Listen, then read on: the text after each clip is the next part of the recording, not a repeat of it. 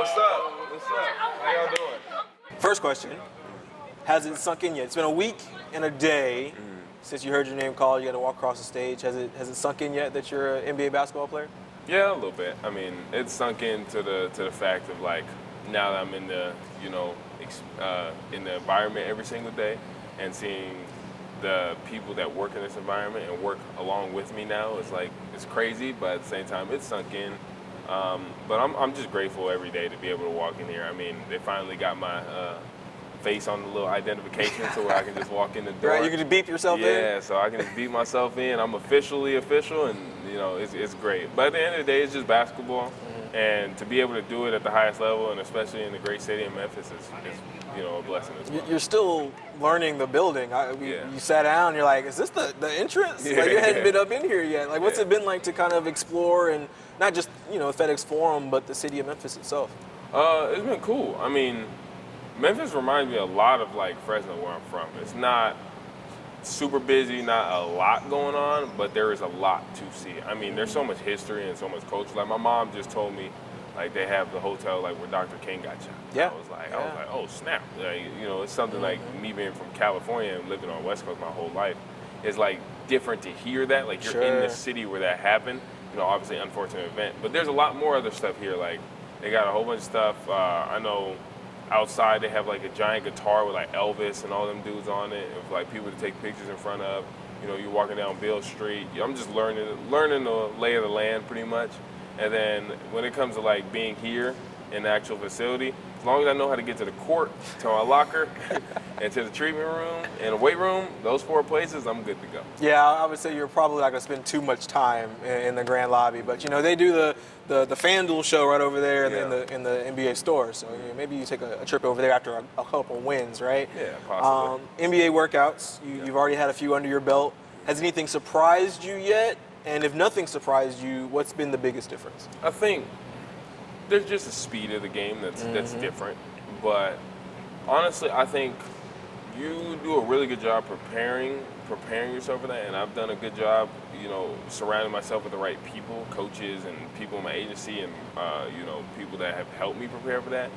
And really shout out to my coaches too at Washington State. A lot of their concepts are kind of similar to what we have here.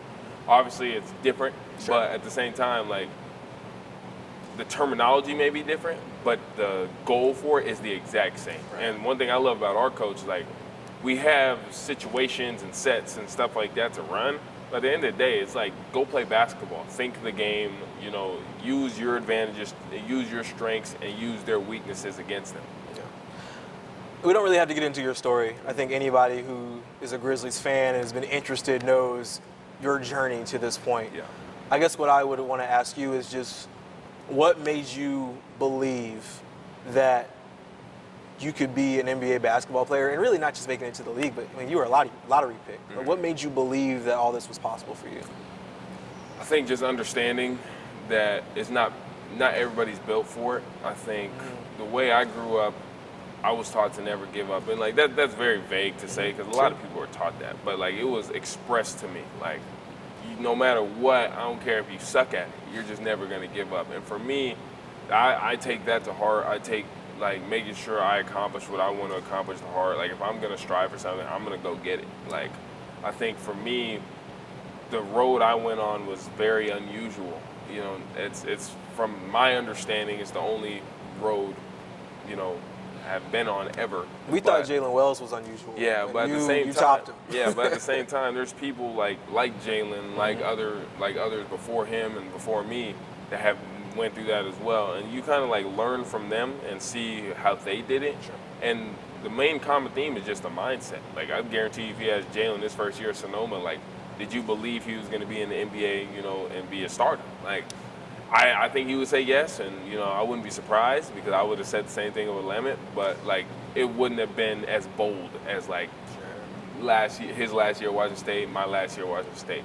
So I mean, really just having the mindset and the belief in myself, really, and then having people around you to believe in you just as much as you believe in yourself is really important too. Who were those people that inspired you, believed in you, made you believe as much as you believed yourself? Yeah, honestly, my family, like my mom, my dad, my grandparents, sister, my girlfriend, like everybody, like from the people who were trying to come to the Willamette games, trying to come to the Willamette games, to then I'm flying them out to come to the Washington State games and enjoy senior night with me. I mean, there's so many people that I can't name them all that have supported me along this journey, and honestly have kind of weathered the storm with me. Whether it's been a good game, bad game, whether I've had good people say good things about me, bad things about me, it really don't matter. But at the end of the day, the only thing that mattered to me was the belief I had in myself, and then the people around me, if they kept believing. Because as soon as they stopped believing, now it's like, okay, you can go in and get out the picture, because like you're not trying to accomplish the same goal I am. Gotta keep that circle small, Exactly. right? People who believe in you. Speaking of that, as I was kind of looking around, gathering research, trying to make sure I knew what I'm talking about, right?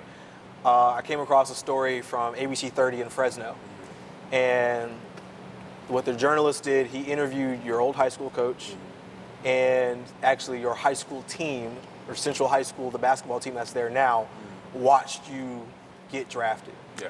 What do you think that says to those kids, that somebody from their high school, from their area, can be an NBA basketball player? Shoot, you can do it too, man. I mean, it's like, it doesn't matter where you come from or who your parents are or, whatever it may be, whatever circumstances, whatever cards you're dealt when you're born, those are the cards you're dealt with.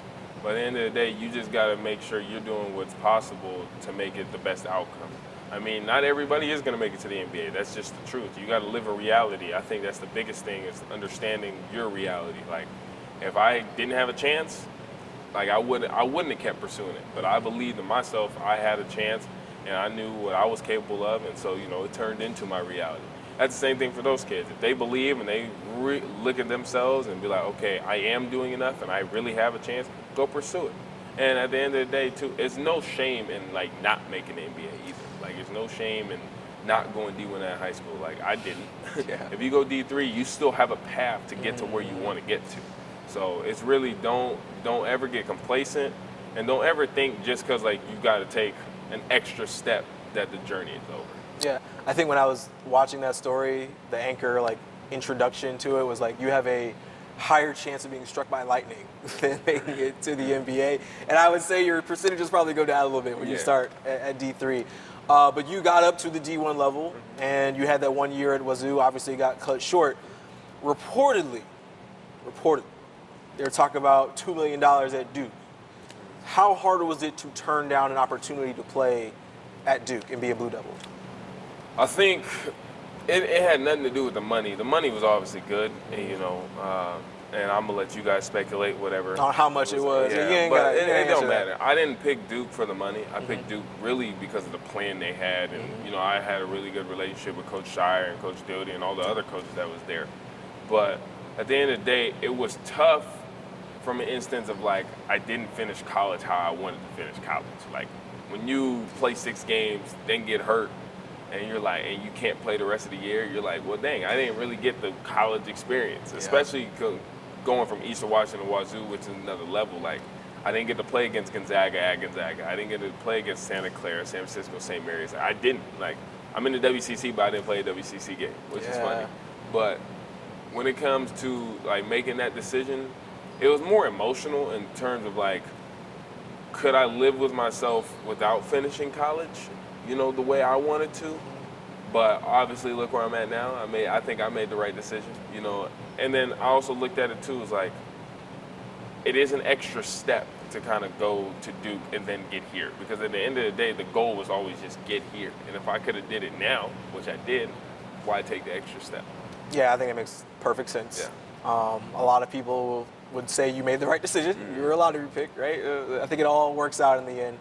As you're going through your draft process, there's a guy, David Thorp. Does that name ring a bell for you? Oh, for sure. For sure. I talked to him yesterday. Yeah, for those who are unfamiliar with who David Thorp is, he was somebody who evaluated you, scouted you out. You saw him the first time you entered the draft, right? And then he said some things to you. You had an old man game, not really a lot of bounce. You saw him again. Do you remember what you said to him the second time you saw him? Okay, well, when he saw me, he saw me at my pro day the first time, and Coach Thorp basically told me, he was like, look, you have talent, but then you have no pop, like no explosiveness, and then that's not going to translate to the game. Like, and so I said, okay, cool. Like, obviously you don't want to hear that, but what I love about Coach Thorp and the people I had around me is they're real. Like, they're not going to sugarcoat nothing. Like, he told me, like, you don't have enough pop. I was like, okay, cool. So then I went back to Wazoo. That was a focus, along with many other things I heard. And then I also worked with him throughout the year. So it wasn't like I just saw him that day in May, and then I saw him again in May. Like, I worked with him throughout the year on what to work on. He's watching my film. He's watching my games, 6 games I played, understanding, like, said you need to do this, said you need to do that, you did this well, whatever it was.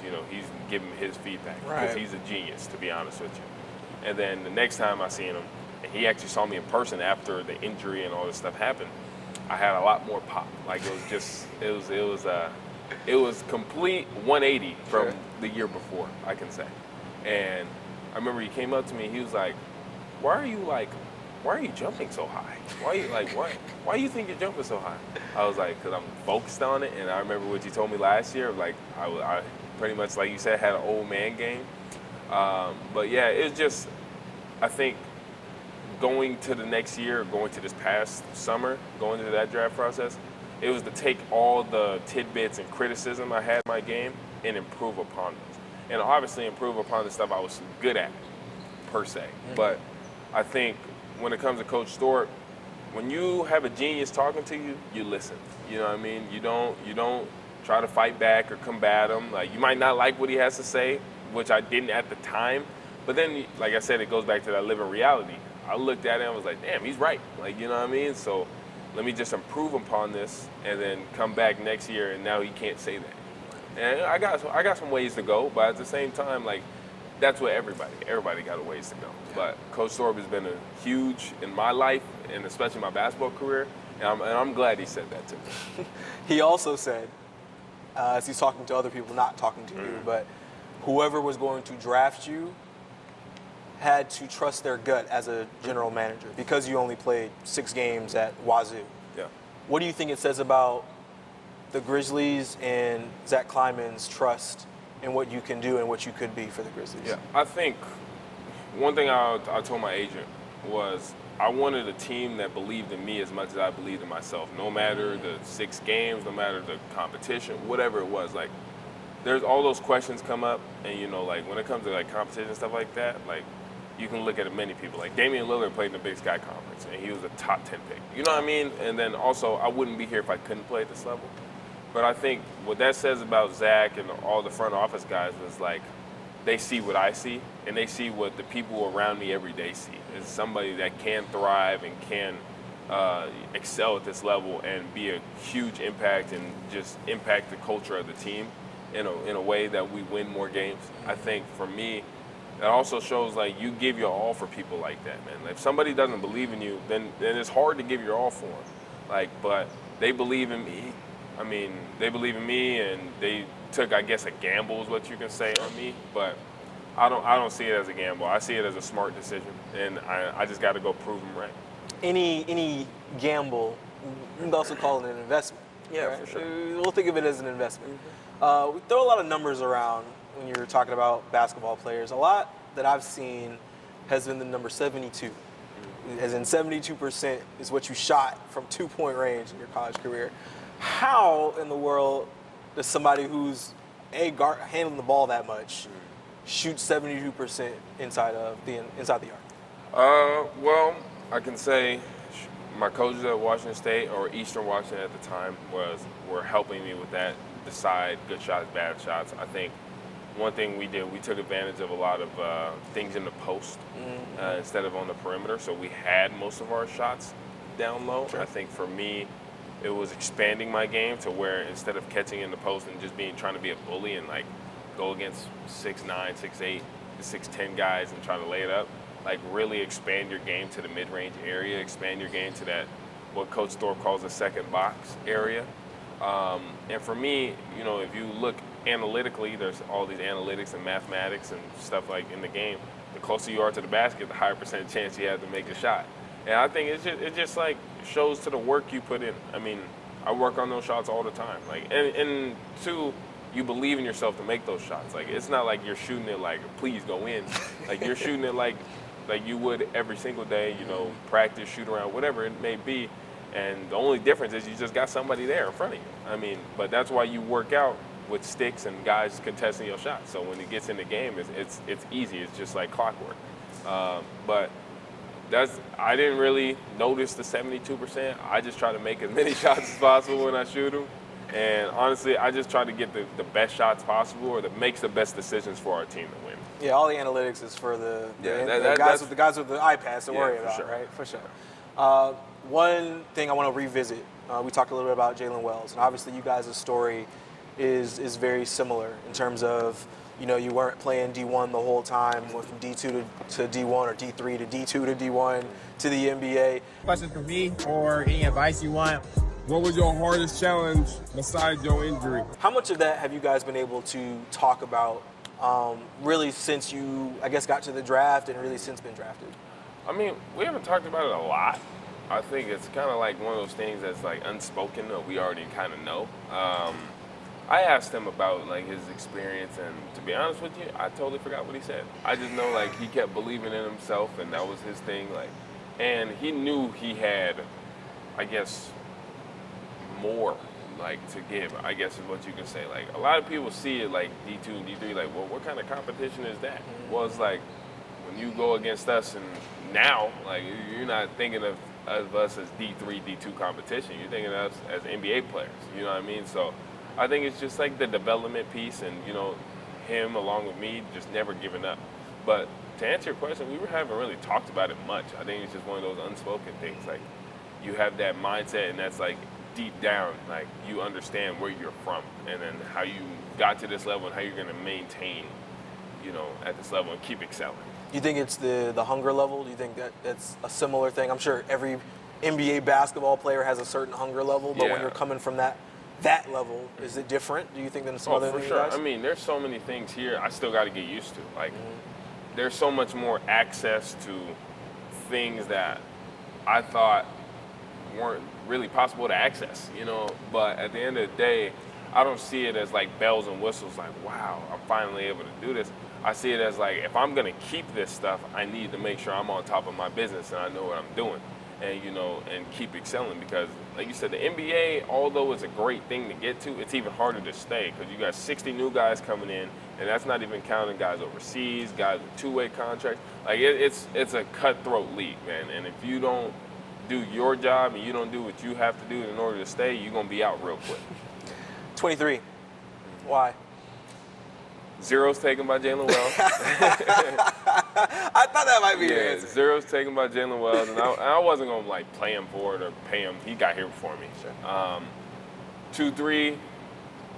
I wore that in high school, and I thought it was just a good look. You know, I think a lot. I've gotten told by Coach Thorp, like, said you kind of look like Michael Jordan on the court, and it's like, and it's funny that he says that, but I think just having that number represents a lot. Like usually people who wear 23 are good basketball players. So that's why I think I'm a pretty good basketball player. So 23.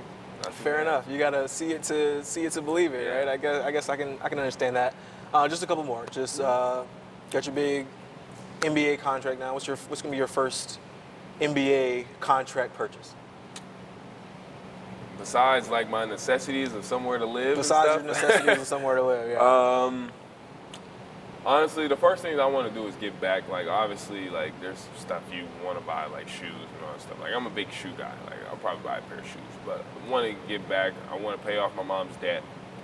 My grandparents have a house in Fresno where I'm from, which is like the cornerstone. Like, everybody has a garage opener and a key. Like, you can just walk in, depending on who you are. But buy that house and, you know, make improvements upon it, pay my tithes to the churches I grew up in, and then help out my family really any way I can. I think the fact of the matter is, like, they've sacrificed so much. Like, my parents paid for me to go to D3. Like, it's crazy. So it's like, and that's just one of the many, many sacrifices they've made all the time. Like, you can't get time back. You can't get all that stuff back. So the least I can do is take away I guess, some of the worries. And, California is a lot more expensive state than Tennessee. So to be able to, now that I have the means and, the want and desire to do that, I'm going to get it done. For sure. And then as you go through your rookie season, obviously Summer League is coming up, but it'll be time for the season here sooner than you think. What's one thing outside of just winning that you want to accomplish in your rookie year? Honestly, just to get better at basketball. I think to show not only what I can do on the court, but also like how I can be that super impactful player. Like, honestly, I think coach says it all the time. There's no equal opportunity in this game. Like, there's no equal opportunity because guys are better at some stuff than others.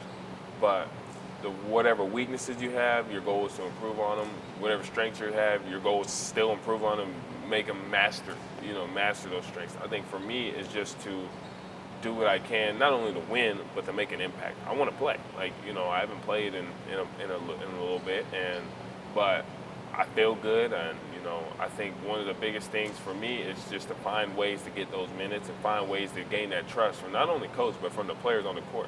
Because if Ja and Jaren and BC and all these guys can't trust you, there ain't no way I'm getting trust from Coach T. So you know what I mean? It's just making sure that I'm coming in, putting the work in every day, showing why I belong on the court, and then just improving in the process. Cedric, a lot of folks depending on you, a lot of Grizzlies fans hoping you can elevate this team to a certain degree. We'll certainly be watching your progress, man. We appreciate your time. Thank you. Appreciate it.